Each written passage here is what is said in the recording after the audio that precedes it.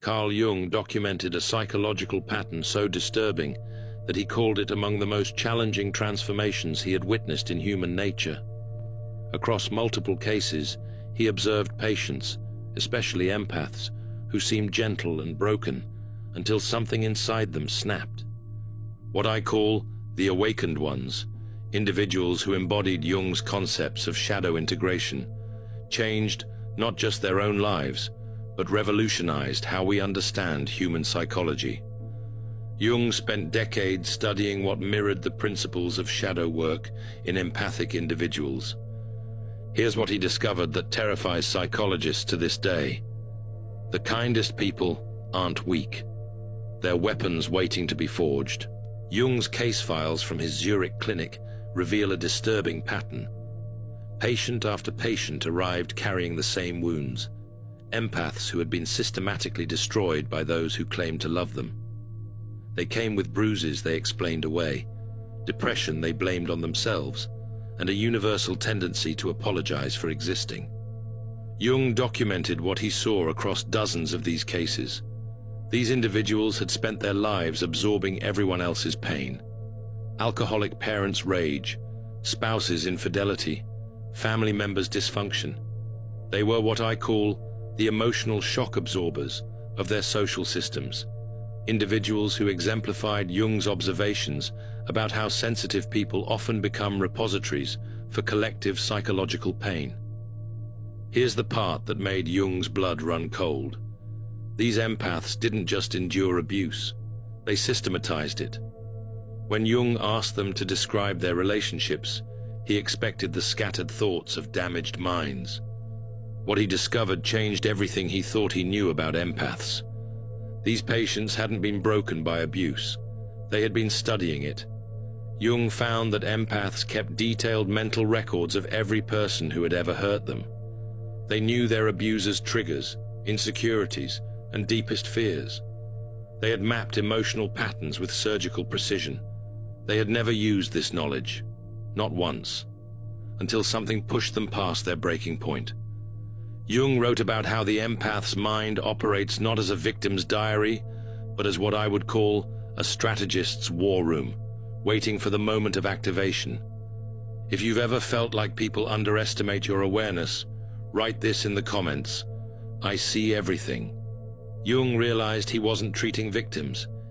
He was sitting across from what I call psychological geniuses in hiding. Individuals whose capabilities reflected Jung's theories about the advanced psychological functions some people develop. These empaths' genius wasn't in creation. It was in emotional archaeology. They could excavate people's deepest wounds just by watching their micro-expressions. Jung began testing their abilities. He brought in colleagues without telling these patients anything about them. Within minutes, they could identify childhood traumas, relationship patterns, professional insecurities. Their accuracy rate was consistently above 95%. Here's what made Jung's hands shake as he wrote his notes. These empaths weren't psychic. They were simply paying attention at a level most humans never reach. What others call intuition, they called data collection. Jung started to understand something revolutionary about empaths.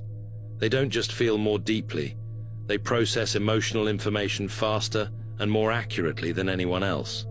Their brains are wired for pattern recognition in human behavior. Society had taught these individuals that this gift was a curse. Every time they tried to voice what they saw, the lies, the manipulation, the hidden agendas, people called them too sensitive or overly emotional.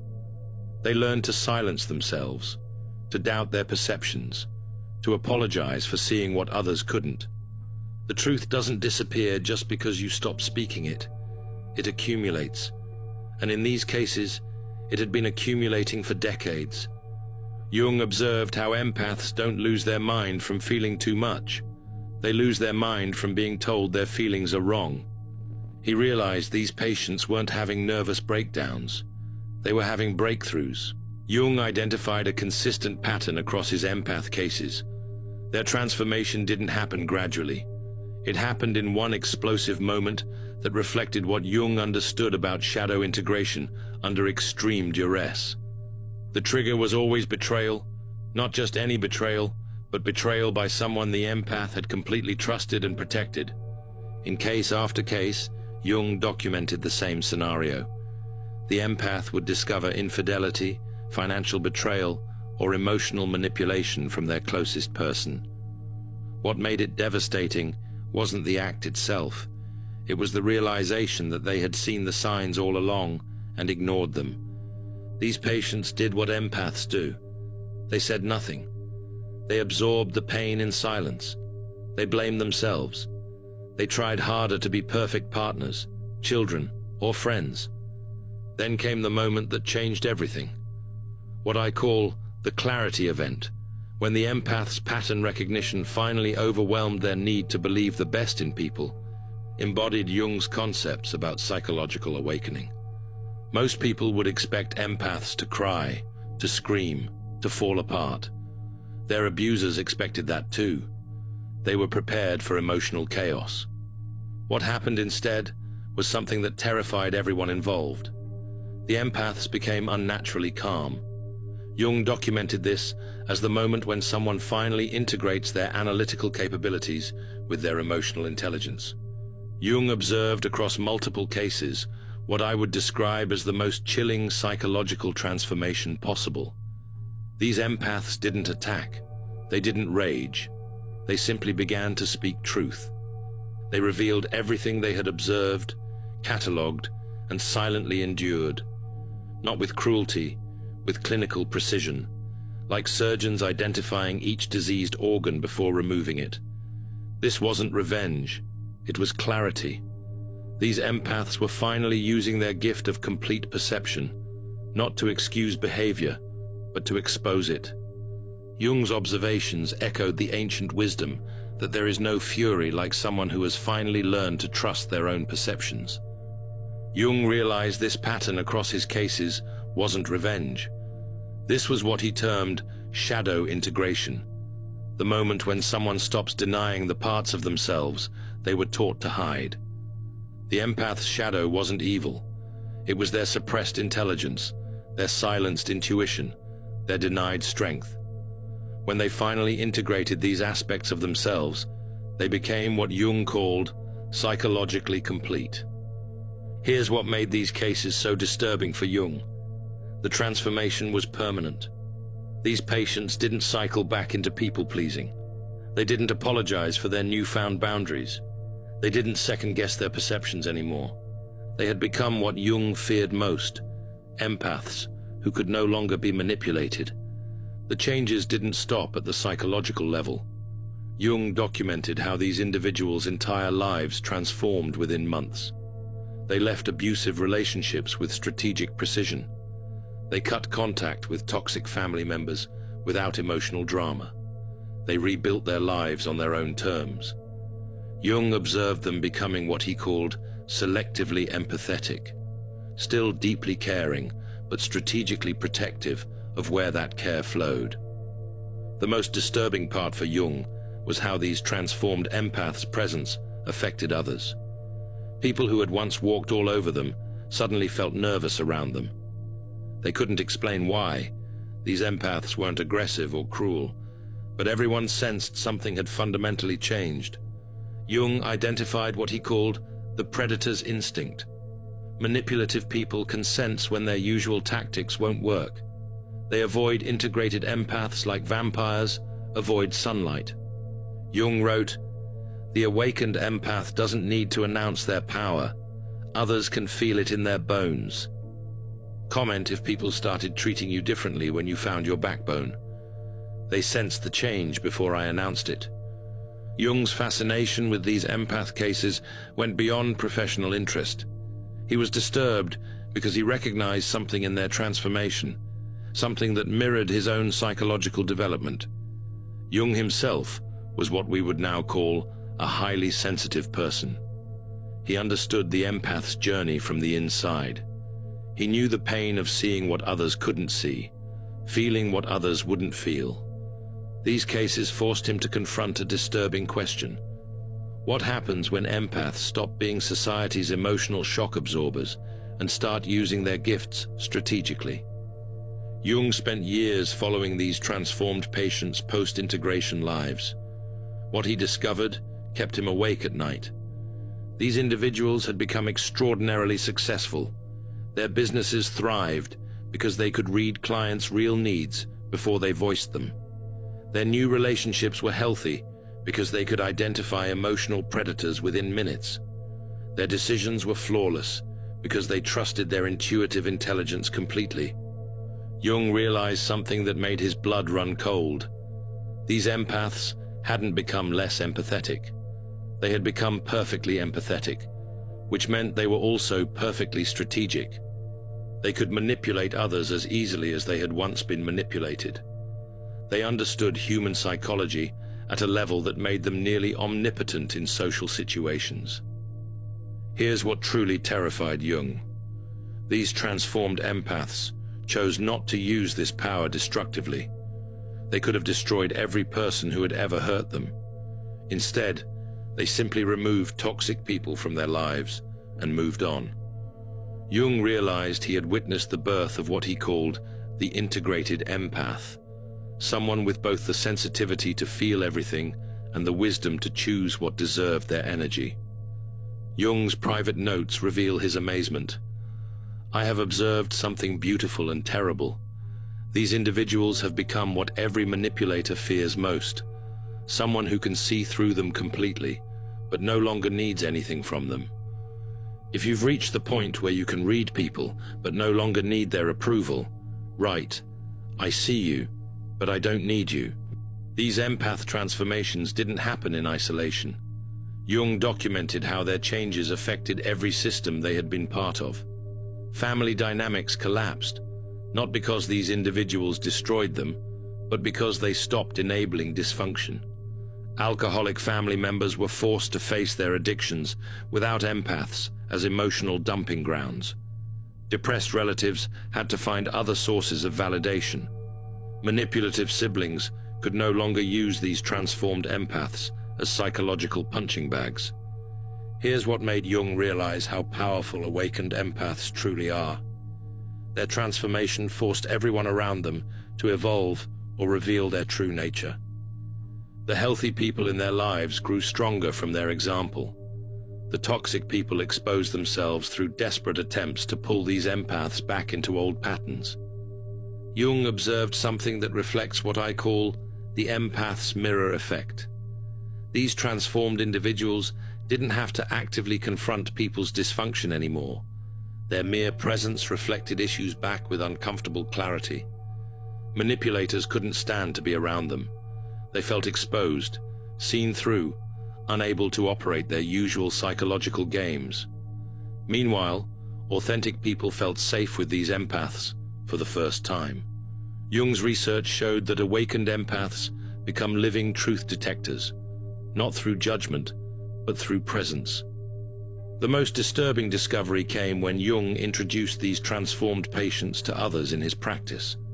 Within minutes, they could identify core psychological wounds and the exact type of therapy needed. Jung realized these empaths' diagnostic accuracy surpassed his own decades of training.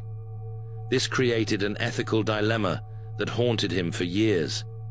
If empaths could develop this level of psychological insight, what did that mean for the future of psychology itself?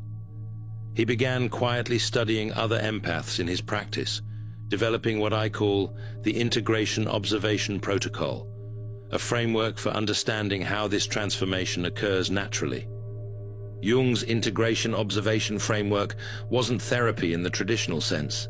It was psychological documentation of how empaths naturally developed what I call warrior consciousness after severe betrayal. Jung identified consistent stages across his cases. The first stage, recognition. Empaths learn to identify their suppressed shadow aspects, not just their anger, but their intelligence, their strength, their right to boundaries. These individuals stopped pathologizing their perceptions and started trusting their emotional intelligence as the sophisticated data processing system it actually was. The second stage proved more intense: integration. Jung watched empaths merge their light and shadow aspects into what he authentically termed the complete self. They became people who could be incredibly kind to those who deserved it and ruthlessly precise with those who didn't. The third stage, application, was what Jung found most fascinating. Integrated empaths learned to use their emotional intelligence strategically, not just defensively. They became what I describe as psychological architects, people who could read, influence, and navigate human systems with supernatural precision. Jung realized these transformed empaths could no longer be victimized because they saw manipulation coming from miles away and neutralized it before it could take root. These individuals didn't just heal themselves, they became immune to psychological abuse while maintaining their capacity for genuine love and connection. Jung's private notes reveal his amazement. "I have observed the development of compassion paired with wisdom. These individuals are now among the most psychologically powerful people I have ever encountered." The process's final stage was what Jung understood as the natural return to service. Integrated empaths didn't become cold or disconnected. They became selectively generous with their gifts.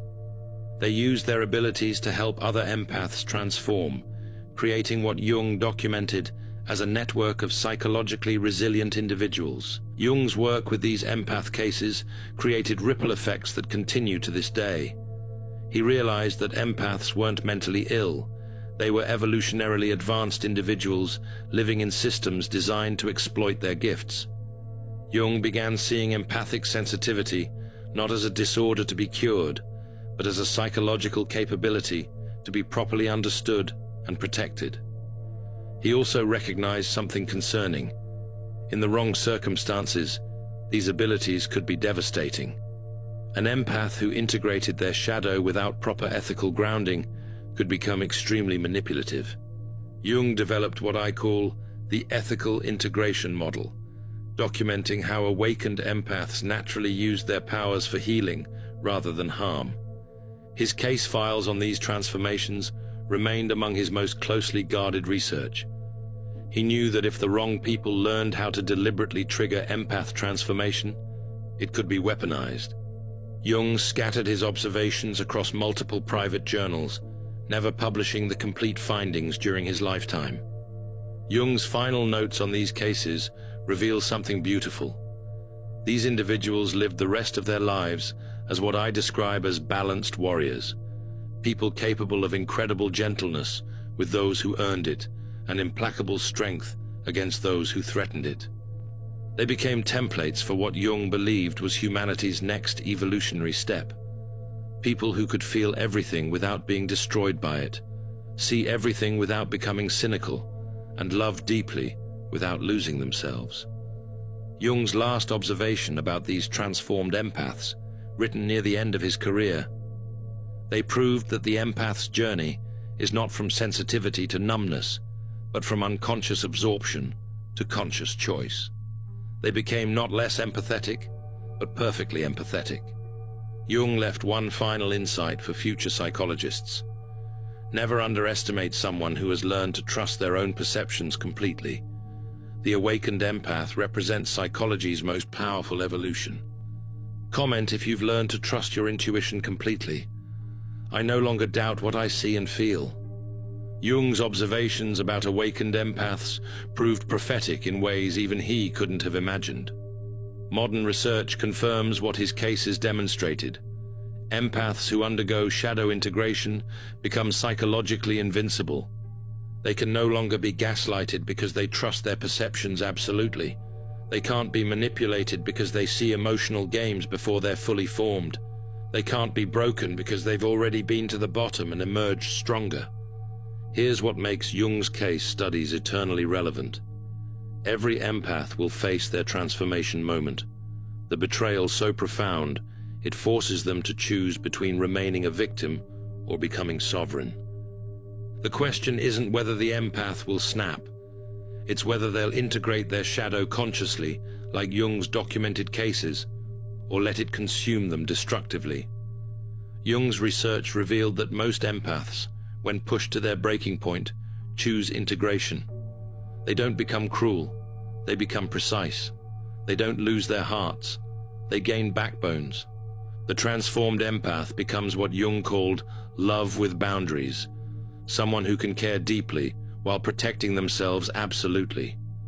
Jung's final insight about these cases still resonates through psychology circles today. These individuals didn't become different people. They became who they always were beneath the conditioning. Every empath carries within them the potential to become psychologically untouchable. It just takes the right catalyst, usually betrayal, to force that transformation.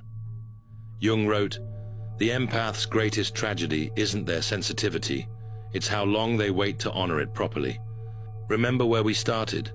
Jung's documentation of a psychological pattern so disturbing, he called it the most terrifying transformation in human nature. These weren't isolated cases. They represented a fundamental truth about empathic psychology. Jung's research revealed something that still makes psychologists uncomfortable. Empaths aren't naturally victims. They're naturally powerful. Society just teaches them to suppress that power in the name of being acceptable. When empaths finally snap, they're not breaking. They're awakening to abilities they possessed all along. Jung's case files reveal the truth that manipulators don't want you to know. The kindest people are often the strongest people, because kindness without strength enables dysfunction. The awakened empaths Jung documented represent evolution in action, individuals who can feel everything and choose everything with complete consciousness. Jung spent decades studying patients who seemed gentle and broken until something inside them snapped. His research proved that the empath's journey isn't about becoming less sensitive. It's about becoming consciously sensitive. And consciousness, Jung realized, is what transforms victims into forces of nature. The most beautiful part of Jung's findings?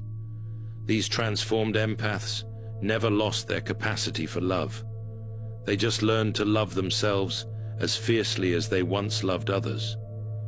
If you're an empath reading this, remember Jung's essential discovery. Your sensitivity isn't your weakness, it's your weapon. And the day you learn to wield it consciously is the day you become truly powerful, not dangerous to innocent people, dangerous to those who would exploit your gifts. That's exactly what the world needs more of. Empaths who know their worth, trust their perceptions, and refuse to dim their light for anyone's comfort. Jung's research left us with this question: not whether empaths will transform, but whether they'll do it consciously or let life force it upon them. Comment below. I choose conscious transformation if you're ready to become the integrated empath Jung documented.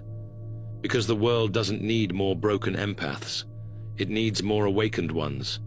And Jung's research proves that transformation is not only possible, it's inevitable. The empath will snap. The only question is, will you direct that power, or will it direct you? Thanks for watching. See you in the next dimension.